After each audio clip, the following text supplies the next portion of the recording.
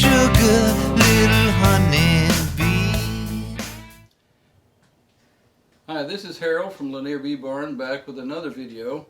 We're going to do one today on the basics of getting started and what you need in the way of equipment and how the equipment kind of goes together. As it is with beekeeping, there's a lot of science to beekeeping, but there's also a lot of art. So it gives us some flexibility in how we approach taking care of our bees. So we're going to start today with a bottom board.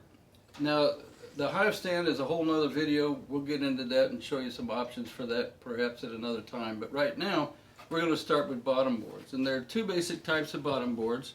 We have a screen bottom, which has a plastic insert that you can take out, and this gives a little bit better ventilation. One of the attributes of the screen bottom is that it does help slightly with varroa control, because as the bees groom themselves and as the mites travel by themselves, they'll fall off. If they fall off and go through a screen, then hopefully they don't get back on your bees. So that helps with the mite load. It is not the solution for mite control. It just is one small thing we can do to help. So along with the hive, we have what's called an entrance reducer. And the entrance reducer has two different settings. One is the wider settings that we normally use throughout the year. Some people take them completely out. I take mine out altogether once the nectar flow starts. In the wintertime, we want to turn this to the small opening. Now, the larger opening I like to use for the summer, because when the dearth is here, when there's no nectar to be had, then the bees are going to start fighting one another for the nectar. So this gives them a little bit smaller opening to guard against, rather than having the entire hive wide open. All right, so your second type of bottom board is what we call a solid bottom board. And as you can see, it's solid. There is no screen. Now, this is used a lot by commercial beekeepers. One of the biggest reasons for that, I guess, is that this is just one more piece of equipment, this plastic, to keep up with. So it's a lot easier just to have these out there, and they don't have to keep up with a bunch of plastic. If you got 1,000 hives, you got 1,000 pieces of plastic you'd have to keep up with. So it's just a lot easier. The bees can clean this well. Here, one of your challenges is, like in the winter, if you have this in, debris can fall through here when they're working on the comb and uncapping honey for them to eat. Debris can fall through that and get collected on this. The bees can't clean that out, and oftentimes you'll have small hive beetle larvae that will get in there and start making a mess, and that type of thing. So anyway, so these are the two main styles of bottom boards. Okay, next, typically we're going to have a deep hive body. Most providers of nucleus colonies, or nukes as we call them for short, will provide your nukes in deep frames. So we've got deep frames from the nuke. We need a deep hive body, and so this is typically what happens with these. Now, I've got another video on how to install a nuke, and so we won't go into a lot of detail about that at the moment. And there'll be a link to that video if you have. Now, there's a couple things that we have in the way of foundation. Personally, I like to have the plastic foundation that's wax coated. It gives a very sturdy center line for them to build the comb from. And not only that, when you put these into an extractor and it spins them around, they hold up really well. Whereas naturally drawn comb may tend sometimes to just blow out and make a mess in there, then you have to deal with that. So we have, in this case, I'm just showing you just a couple different varieties. We got a black one, we got a yellow one. And I've had people ask me a lot, well, which ones do the bees prefer? And the bees work in the dark, so they don't care what color it is, right? But for the beekeeper, the black is best, especially for a newbie. When you have the queen, they start building the comb and they lay an egg. It's a tiny little white egg. It's very, very hard to see on the yellow. It's much easier to see the contrast with the black foundation. So this is what I normally like to use for people to get started and for in deep boxes. Now, I know what I'm looking for when I see eggs now, and you'll get to that point as well. And so you can see them on the yellow also, but it is a challenge from time to time. So in your deep hive body, this is an 8-frame box, and it holds surprisingly 8 frames, right? You also have a 10 frame box that'll hold 10 frames. One of the things about the 8 frame box, it's going to be a little bit lighter.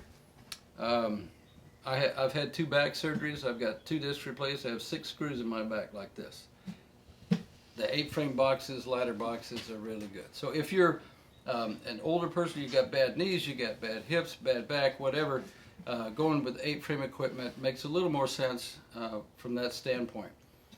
So as the bees build up in here, after you've installed your nuke or your package, then at some point, my rule of thumb is when we get 80% full, which means that the outer 2 frames have yet to be drawn out, then that's the time to add another super.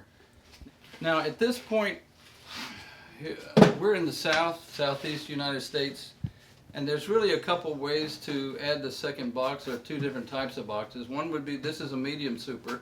This is what I typically run. In northern climates, they need a lot more honey to get the bees through the winter, so they run a double deep. So they'll have 2 deep boxes. They'll have a deep here and a deep here, whereas we here in the southeast, we only need maybe 1 medium super full of honey, and that'll be more than enough for them to get through the winter. So this would be a typical configuration. So at this point, once I'm ready, and we've got another video on how to add a super, take a look at that.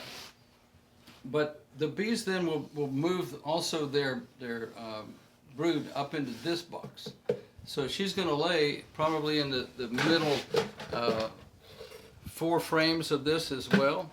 So we'll have brood in this box, we'll have brood in this box, and then at some point, when that gets again about 80% full, then we're ready to think about adding an excluder or adding our second box. So now we're going to talk about adding our excluders. So our queen excluders are designed basically to keep the queen on one side or the other. Its most common use is to keep her from going up and laying brood up in the next box that we're going to put on. There are times when I use it for other constructive or creative methods to do queen rearing and things like that. But I'm a fan of the metal excluders. I don't like the wooden rimmed ones. They work fine, but the wood would tend to rot over time. The metal just seems to last for years and years.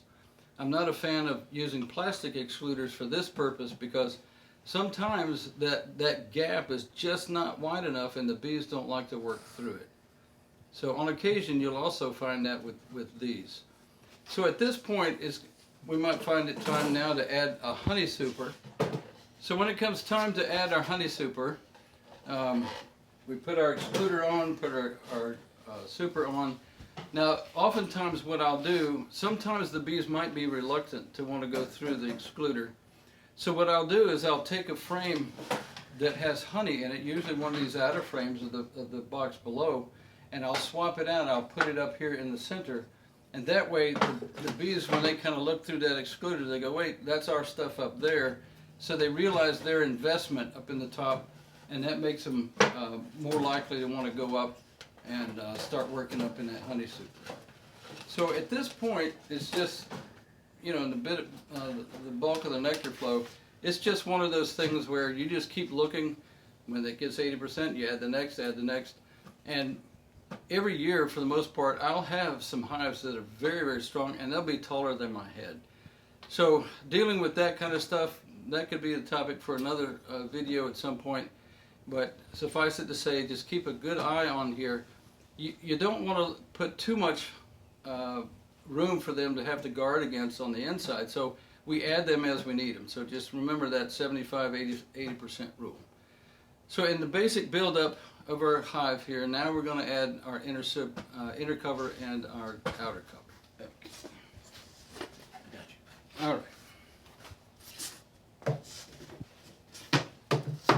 Okay, so now we have our inner cover that goes on top, and this will go on even when we have only our deep hive body or this one, whatever the top is.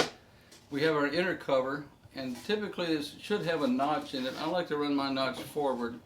That gives the bees a couple things. One is it'll give them some ventilation, but also an upper entrance. And then on top of that will be your telescoping outer cover. And that's the basic setup for Langstroth hive. Now, people often ask, well, why do I have to have that inner cover? It's because whenever we begin working with these, we need to try and get these covers off, right, to go inside and take a look. The problem that you have sometimes is the bees will propolize that thing so much that it becomes very difficult to get it off. So when we have our hive tool, if we reach it up under here and start prying, if that's the only one on there, we're going to weaken these joints in the corners. So by keeping the inner cover in, they don't glue this down quite so hard. So we would use this just delicately, gently to get that off. And then we have a challenge of then getting our inner covers off. So we would pry that off. So now I want to talk to you a little bit about the basic tools that you're going to need for your hive. Okay, now let's go through some of the basic tools that you need. One of the first tools you're going to need for sure is some type of a hive tool. This happens to be my favorite hive tool for several reasons. One is that we have a sharp bevel up here, which I can use to scrape stuff off with. It has a bevel here, which works like a knife, and I can cut with that. But probably one of the bigger things that this thing is good for is this little tail on the end of it, and I'll show you exactly how that works here in just a moment. Here's a couple other hive tools. This is an old style hive tool. It's almost more like a nail puller. A lot of people still use these. A lot of commercial guys I know, that's still their tool of choice. Here's one that's got a little bit different take on this whole process with the tail and the end. It's almost a combination of this one plus the old style. So there's several different models out there. This happens to be one that I prefer. I've just used it a lot. I normally keep 3 or 4 or 5 of these just scattered about the bee yard because I'll lose one and then you get another one, then you find it. That's how it goes, right? So another basic tool is a brush. You may use this from time to time. There are times when we need that. We'll take a look here in a moment. So now we've got bees in our hive. The hive is good to go. Now we're going to do an inspection. So we have a video on hive inspection. So we'll take a look at. You can take a look at that when you want. Also, we've got a video on smokers. There's a lot of smoker tips and things like that about getting the smoker started. So a lot of folks like to smoke their bees before they even start. They'll smoke the front and give them some smoke in there and smoke under here. I typically don't smoke mine unless they need it. If they seem to be aggressive that day or just a little fidgety, then I may need to give them some smoke. Otherwise, smoke is interfering with the pheromones. Pheromones are one of the biggest communication devices in the hive. That's how they know they have a queen. That's how they know that they have an intruder. That's how they know where their colony is with the Nasonoff glands and that kind of thing. So I don't like to smoke them unless they need it. So when you start with your hive tool, I usually work my hive from behind. I also work it from a side, but you'll never want to work it in the front. But you can use the hive tool here to sort of gently pry this up. We'll take our cover off, and you will need that when you take your inner cover out, and also when you try to take hive bodies apart. So that's what that tool is all about. You're not going to be able to be a beekeeper to take care of your bees without some type of hive tool. Now, I'll show you the reason that I like this guy so much, and that is because bees forage for 4 different things. They forage for water, they forage for nectar, they forage for pollen, and they also forage what's called propolis. And propolis is a mixture of resins, plant resins, and plant material, and we call it bee glue. They glue everything together. They seal up all kind of little cracks and crevices and that kind of thing. But what happens is your frames get really stuck sometimes, and you just can't get them out. So the way that this tool works is I can put this little tail under one and the heel of it under the other, and it will pry it up just like that. So this makes it much easier to get all these things out with this little tail. Sometimes if you got a heavy hive and they're really just pouring out when you open it up, you'll have them on the edges, you'll have them down here, and so you can use your smoker to smoke them back in. But many times you need a brush and just brush them in. Now I will tell you a technique. If you use it like you're sweeping the floor, that's a bad idea because the bees hate this brush. Just use it more to scoot them You see how the bristles aren't moving, but I can scoot bees and just scoot them in. So that's how I use that tool right there. Another tool that I think is very useful for us as beekeepers is what's called a frame perch. Because when we inspect our hives and we pull frames out, we really don't want to start in the center. I like to start on one edge, the one that is going to do the least damage when you break it open and comb on the side. So I'll pick one side, and then when we pull your frames out, you'll always want to put them back in the exact same order. In addition to that, you also want them to be oriented the same way, because on one comb they may build a convex shaped comb, and on the other side it's convex, in order to be able for them to mate together. And if you turn them around, you may be squishing comb against one another, squishing bees. So one of the things when you pull this out to make room to work, then you could just stand this up on the ground or put it in another box or anything like that. But the frame perch gives you the ability then to just put them right there, right at hand. And when I pull this one out and I look at it, I can put it right here. Then I have room to work, and I can go back and forth between all of these and take a look at what I need to. When I'm done, I can put these right back in the exact same order that we had them, and also the same orientation front to back. Okay, one quick little tip about your smokers. In the smoker video that we have, go ahead and click to that and take a look. But I just wanted to reiterate on these smokers. These guys get very, very hot, and you want a smoker that's got some coverage underneath the bottom, because like this one right here, this could get hot, and if you set that down on top of something, you could catch it on fire, you could melt it or whatever. So if you have one that has a cage that goes underneath the bottom, that gives you a lot more protection. Tool that's very handy. This is a frame grabber thingy, that's the technical term for it. But basically allows you to grab a frame and hold it with one hand. And this is useful, like if you're going to capture your queen to mark her or something like that. Now I've got good control of this. I can easily pick her up. If maybe you have an issue with hand strength and things like that, and trying to pick these up and manage them with two hands sometimes can get clumsy. So this tool is helpful for some folks. They find that very useful. So that kind of covers, I think, most of our tools. There's a bunch of other gadgets that you can buy, but for the most part, the ones that I mentioned are what I think are just essential to get started. Now, just realize too that these are one-time investments. You don't need to buy all these tools for each hive. You just buy them once and you use them for all your hives. Okay, next we're going to talk a little bit about protective gear. And some of this is going to depend on your level of aversion to being stung. But as I tell my students, if you're going to be a beekeeper, you're going to get stung at some point, okay? But you can do a few things to mitigate that. And obviously, let's just start with gloves. So I have two different styles of gloves. This is probably one of the more common ones, where you have like a goat skin leather type glove. You've got a heavy canvas forearm and maybe some ventilation right here. And then I have basically a set of gloves that are entirely ventilated, obviously except for the palm. So if you're like me, during the summertime you sweat, things get very hot. I like the ventilated stuff, and that kind of translates to our other apparel, where I've got here a sample of a ventilated jacket, and this has a veil that puts over your head, zips on, and this one is a cotton polyester blend. Now this one is a little bit warmer. So this one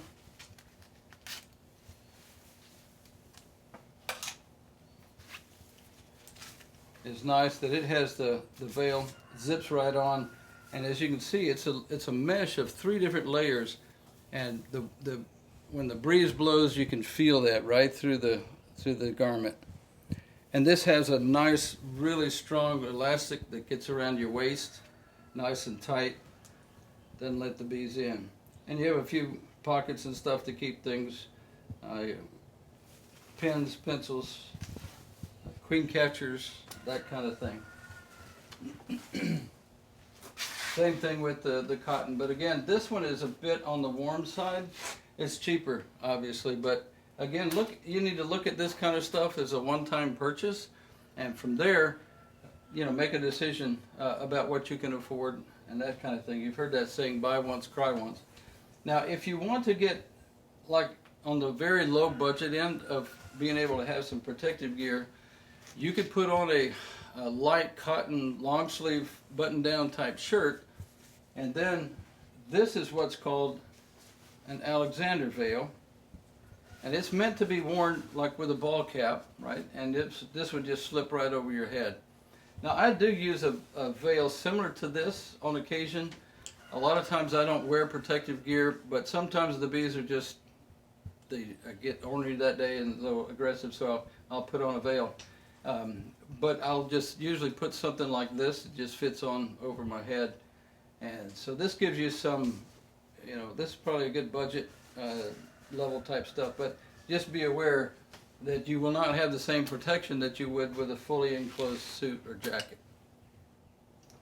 Okay, so now one last thing that I'd like to discuss with you. Obviously the internet is a wonderful place to have a lot of wonderful information.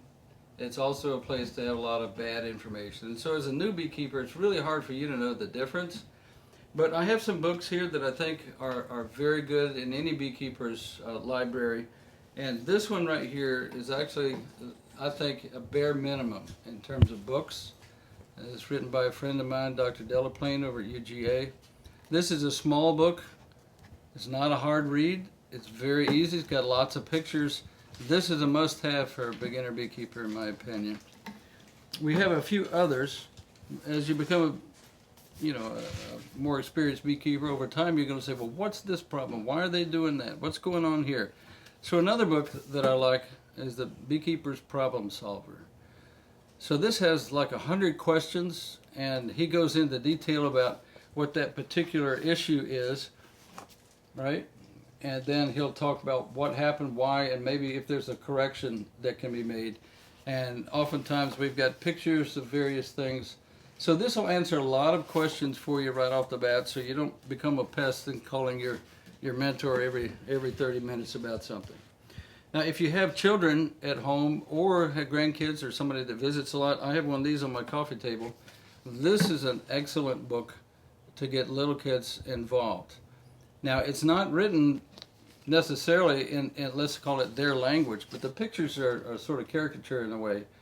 But as you go through this thing, I really can't argue with the facts that you see in this. So this gives them a good foundation of learning and keeps their interest, and it's good for us too as adults. This book, The Beekeeper's Bible, is probably one of the most concise single volume type books that you'll find on beekeeping. So it goes from the history of beekeeping, it talks about the hive setups like we talked here, and may have a couple other different types of hives. It goes through a lot of stuff like recipes and mead making and just medicine and herbs, tinctures, all that kind of stuff. It is an excellent book. This is another coffee table book that I think everybody needs to get. So I'm sure there are many, many others. I hope this video was good for you, helped you a little bit.